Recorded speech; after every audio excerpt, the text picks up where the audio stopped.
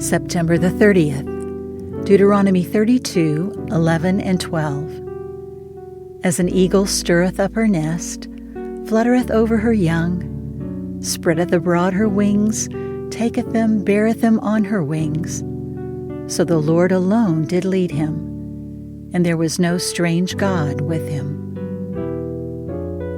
Our Almighty Parent delights to conduct the tender nestlings of his care to the very edge of the precipice, and even to thrust them off into the steeps of air, that they may learn their possession of unrealized power of flight to be forever a luxury.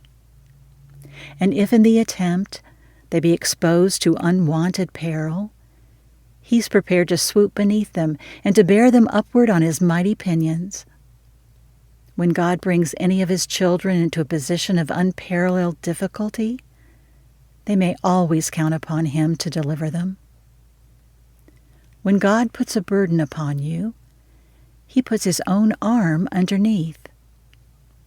There's a little plant, small and stunted, growing under the shade of a broad spreading oak. And this little plant values the shade which covers it, and greatly does it esteem the quiet rest which its noble friend affords. But a blessing is designed for this little plant. Once upon a time there comes along the woodman, and with his sharp axe he fells the oak. The plant weeps and cries, "My shelter is departed. Every rough wind will blow upon me, and every storm will seek to uproot me."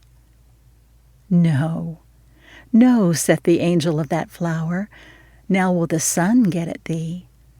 Now will the shower fall upon thee in more copious abundance than before. Now thy stunted form shall spring up into loveliness, and thy flower, which could never have expanded itself to perfection, shall now laugh in the sunshine. And men shall say, How greatly hath that plant increased!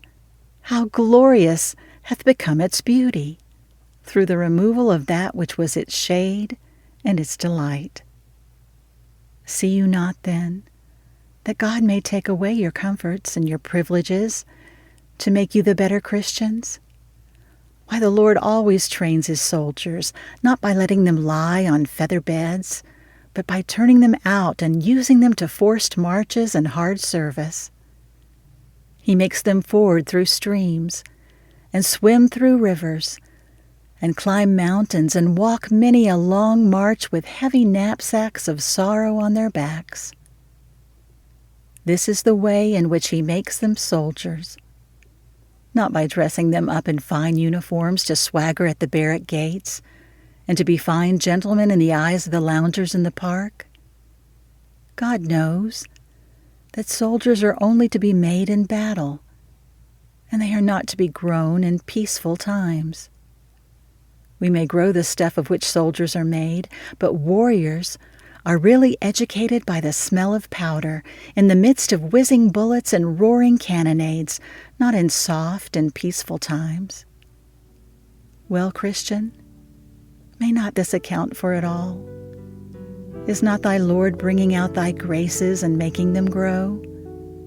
Is he not developing in you the qualities of the soldier by throwing you into the heat of battle?